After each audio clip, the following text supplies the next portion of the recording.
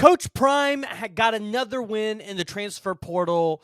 One that was pretty shocking to, I think, a lot of people, just because of the timeline of this kid.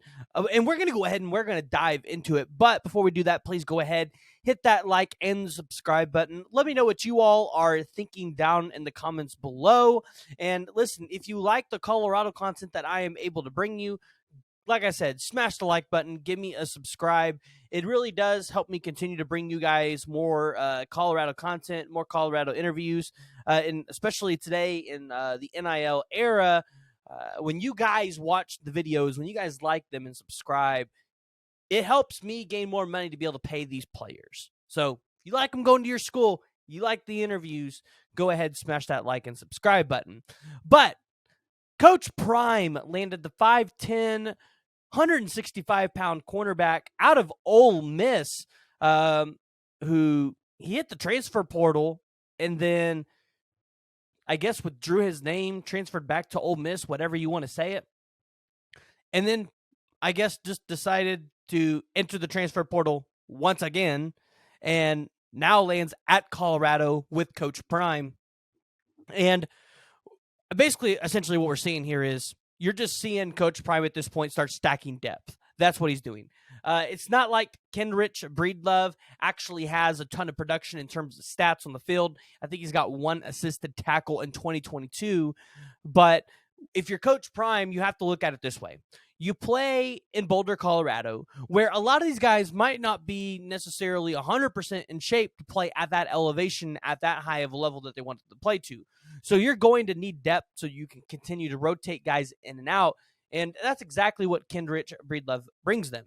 Now, ultimately, Colorado fans, Coach Prime, Tim Brewster, this staff, they still expect to potentially be landing Cormani McClain. We will have to see how that saga lands out, because if they do that, now all of a sudden your cornerback room and your back seven look pretty good with Travis Hunter and Cormani McClain, one on each side. But there are still looming questions about what is Colorado going to do in the transfer portal and who could they potentially go out there and grab? Well, here's the deal. You're going to start seeing, and you've already have seen this, Georgia players are hitting the portal, because it's not that they're not any good, but Georgia has so many good players on that team that sometimes even the good players, if they're not great, it's going to be hard to win a starting job. And it might be hard to see the field a whole lot. And you're starting to see this with really talented guys hitting the portal, and guys that I think a lot of people are hitting up the phones trying to get. The first one is the 6'8", 350-pound freshman out of Nashville, Tennessee, Jacob Hood. Again, it helps shore up that offensive line for you guys, which is definitely a need. And 6'8", 350. That is a large human being.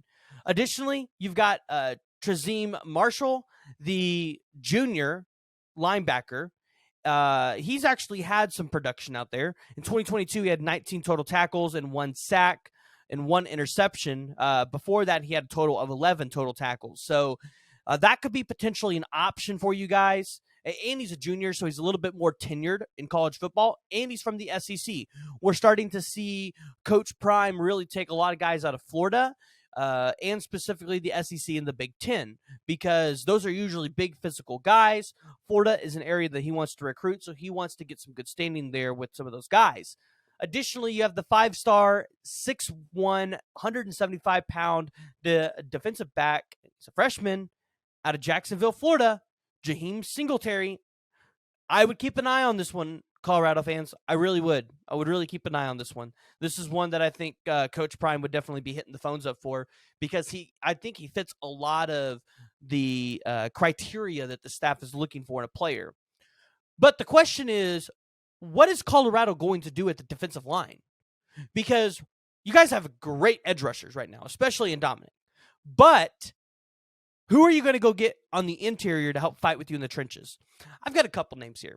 You can get the sophomore out of Michigan, the 6'5", 278 defensive lineman George Rooks. I think that's potentially a good option.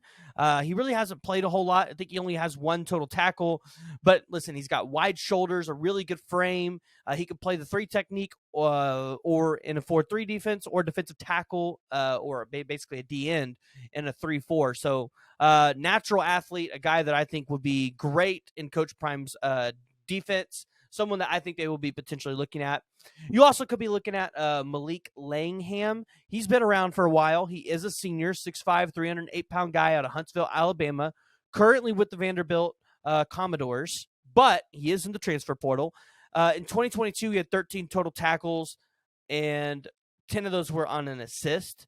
Now, remember, you're not really expecting to see your defensive lineman put up just massive, gaudy numbers in terms of total tackles or solo tackles.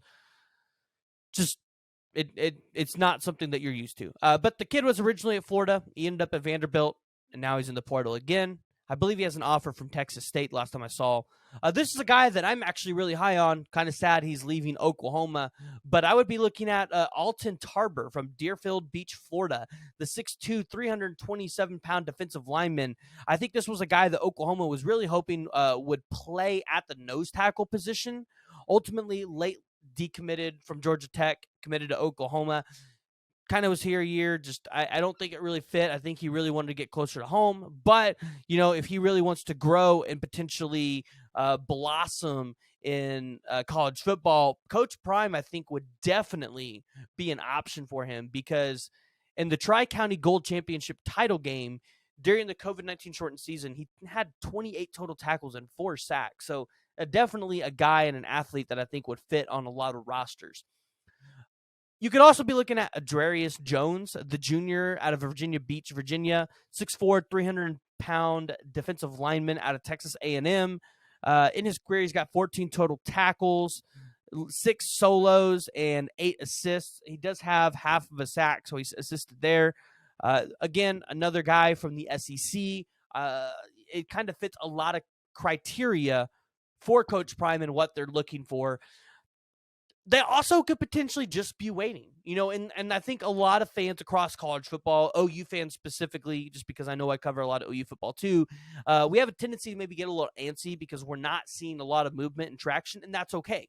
Because remember, they're trying to take guys that best fit, not necessarily best available. Now, sometimes you have to take best available, and OU was in that position last year. But Colorado actually was able to hire Coach Prime right before the transfer portal heated up. And so Coach Prime's had a good opportunity to come in there and really try to be able to land some talent and some guys that actually fit what they want to do at Colorado in the transfer portal. So go ahead, jump down in the comments below. Let me know what you guys are thinking, especially about the Georgia players that could potentially be hitting the portal, because I definitely think there's going to be some more of them. Who would you like to see the staff take out of the portal that is currently in the portal?